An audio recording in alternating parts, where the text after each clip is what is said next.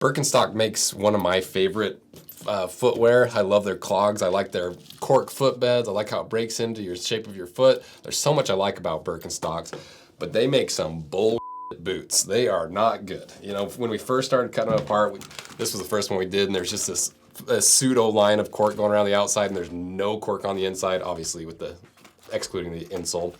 But it felt really gross to me that they built their brand off the cork and how it shapes to the shape of your foot. On the outside, it makes you think you have cork, but in all reality, you have zero cork on the inside, aside from the insole. And so, you know, over the last couple of years, we've cut more and more apart, and we found one that's really, really good. I really like this boot. Obviously, there's some things that could be improved and some edits, but it has a nice thick leather insole. It has nice leather upper, a pretty decent wedge sole. You know, some of the things are positioned a lot more towards comfort and flexibility instead of durability.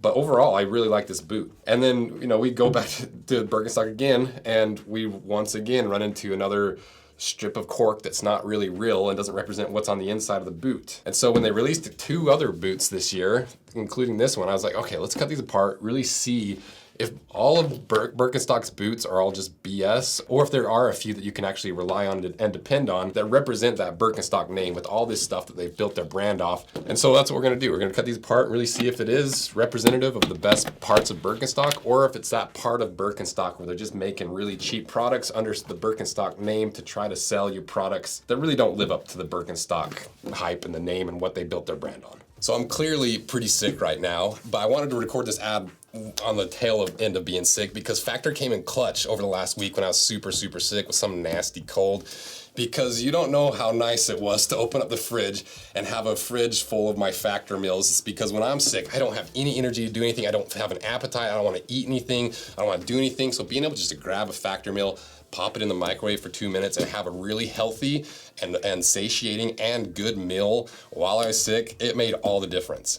And it's not just when I'm sick that I love Factor, because I subscribe to Factor and I eat them basically 5 or 6 days a week because they are delicious. They're not frozen, so they don't get that weird defrosted mushy thing to it. They taste really good. I personally have to put a little salt and pepper on there to season it up a little bit. But the thing I like about it is it's not the same meals over and over and over, because you can choose from a bunch of different weekly menus with 35 options, including popular options like Calorie Smart Keto, Protein Plus, Vegan and Veggie, and there's more than 60 add-ons every single week, like breakfast, on-the-go lunch, snacks, beverages that help you stay fueled. And one thing I really like about Factor is it's super flexible. You can change from 4 to 18 meals per week, or you can pause or reschedule deliveries at any time. So if you're like me and you don't have time and you want to eat healthy, check out Factor via link in my description, because right now you can save 50% off your first box and 20% off your next month's orders by using the link in the description or the QR code on screen. And thanks again to Factor for getting me through this sickness. Check them out below. So which boot are we doing first? Well, the brand is Birkenstock. The style is the Bryson. They weigh 1 pound, 5 ounces.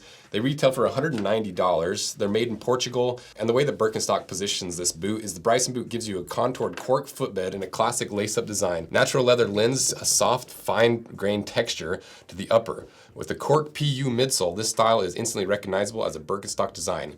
Tread comfortably. Some claims there with the leather that already don't seem very true, but let's start looking at the material, starting with that leather first. They say it's a fine grain leather.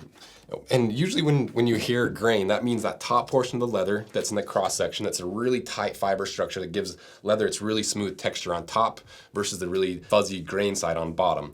And so when you say fine grain texture, you would assume that there'd be a big slab of grain in the cross section, but we cut a little section out of this and it really doesn't seem like there's much grain at all, you know? And so I think what they're saying is a fine grain texture is this imprinted or this embossed print on top of the leather, because they call this sometimes they call it a grain texture. And so it's a little bit sneaky. I don't know if it's even sneaky or if it's just bad word choice, because what this really is you can see it has basically a plastic layer on top that has an embossed print on it. And so it looks like it's nice leather that's tumbled, but it's really just fairly cheap leather with a little plastic on top and a grain pattern embossed into it. I don't know if it was intentionally misleading with the wording on it, but it definitely is not what I would consider a fine grain leather. This would be like a plastic fake embossed grain leather to me. And we burned it double check, and you can see it does have a lot of pigment. And as for the thickness, it's 1.8 millimeters thick, so a little bit more on the sneaker side of thickness. We did the puncture test. It took 123 pounds to puncture through, so really not too bad. So overall, for $190, it's definitely not the best leather. You know, honestly, you'd see this quality leather in like $120 boots. And I just don't like this leather because the problem with this heavy layer on top is as soon as you start beating these boots up and start, you know, if you even get a single scratch on them, that top layer can start flaking up like that. And because it's an actual layer not integrated into the leather, it ages really poorly and it starts cracking, just like my chair actually. This is not a perfect example because this is not leather underneath, it's just a fake leather, but it's the same principle. I gotta vacuum my office like 3 times a week because it just flakes off. So, not great leather, not at all. It's not horrible, it's just not, you know, for 190 bucks I was hoping there's a little bit better quality leather. Then if we start looking at the lining leather, or the lining, because it's not leather, and that's one thing that I really don't like what Birkenstock does. Even on this really nice one that was like 300 bucks, it had a leather tongue, but it was about as cheap of a leather gusseted tongue as you can get. And then the heel counter was fake leather. And I'm like, 300 bucks, if you're gonna put like that perforated and full grain leather insole in, at least line it with real leather. And so my hope was that these were going to be real leather, but obviously there's not a whole lot of evidence to point that it would be, and so we put the flame to it, and it is just fake leather. Problem with fake leather, it doesn't breathe as much, it's usually not as durable as leather, and it smells a lot faster than leather. And so when it comes down to it, for a fake leather lining versus leather lining, the only advantage a fake leather lining has over real leather is it saves the brand more money because it's cheaper to put in inside of their boots than real leather. But it is a $190 boot, and you know, it's not like it's a $350 boot, so it's somewhat to be expected. But we have seen boots around this $190, $200 price range that do have leather linings. Like Thursday's the perfect example. They always have, even down to the $100. If you look at Portland leather, even for that $100 boot, they had a leather lining. But one thing I really like about Birkenstock and what they do is not just this really wide toe box that I love, and that's why I wear their mules all the time, and why I'm always holding out hope that Birkenstock's gonna make a pretty decent boot, because it would be a really nice, comfortable boot. But one thing that they don't miss on is their insoles, because this to me is really what makes Birkenstocks, the sandals and the clogs and all these things so popular, is this contoured footbed that's nice and wide and anatomical. It has a little arch support. And the cool thing about this is it's got that classic Birkenstock cork with leather on top. And so it is kind of nice that you can swap these out and put different ones in if you need some more arch support, if these wear out. But the problem is if you don't have a high quality upper, this is probably gonna last longer than the rest of the boot anyway. But at least the idea is there, and I do like these insoles. But once we have the insole out, you can see underneath that it is just a cheap fiberboard underneath of there. There's no leather. You can tell there's a shank riveted to it. And so is this strip of cork on the outside actually integrated into the boot, or is it just on the outside like these other boots that we've seen from Birkenstock? It doesn't look like it, because all I see is a lasting board in there. So I guess we'll see when we really get it cut in half, but really the last thing to look at is this outsole. And this is your classic Birkenstock tread. It's obviously got a little heel. I like how low this heel is. It's just if this was a really high quality boot, I'd really like it, because you don't have a huge heel. It looks like it's fairly lightweight and comfortable, but I'm just concerned about the internal parts. And as for how this boot is constructed, it looks like it's a 360 stitch down construction, but it could easily just be glued. It's so hard to tell with these boots, and especially these big brands that try to make a traditional boot. So let's cut this thing in half and see what's on the inside. Our 30% off scratch knit sale is live right now, where we have all these hides and all these parts that have little flaws in them that we can't sell at full price. So instead of just throwing them away, we save them for our scratch and dent sale, where we discount them 30%. They're just little cosmetic flaws, and so it's still covered by our lifetime warranty, but you get them a lot cheaper, so check them out below.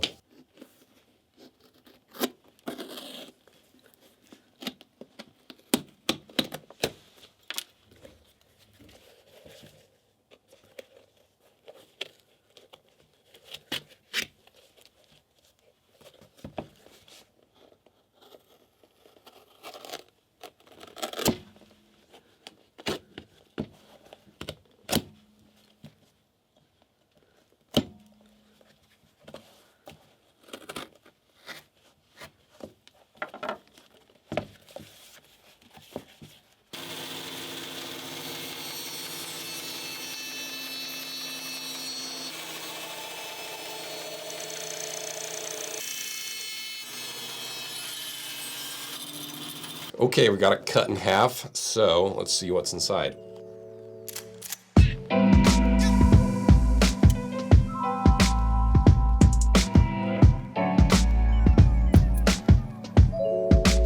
So So I was wrong. You know, if we take this insole out, they actually did move that cork all the way to the inside. It makes up all the columns on the inside and throughout the forefoot.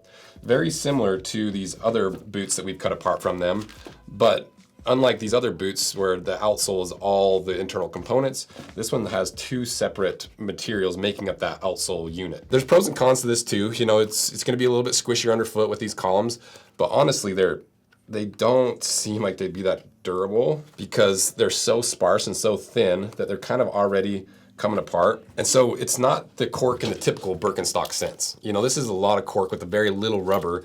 This is mostly rubber with very little cork in it. It's close to what Birkenstock does and what makes them so popular, and it's closer than what these previous ones were, but it's still not the Birkenstock cork thing that made them so popular. But is it at least a true stitch down construction like we saw in their nicer boot, or is it just cemented?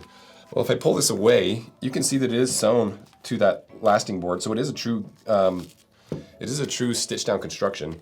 It's just not a very strong construction. You know, this is just a cheap boot at the end of the day. It's 190 bucks, but it's not built very well for 190 bucks. It's really what you'd see in more of like a 150 and under boot. So it's not egregiously overpriced, but it has just enough of the elements to say that like you can't say it's a terrible boot because it is truly, it is a true stitch down construction. It does have cork through the midsole.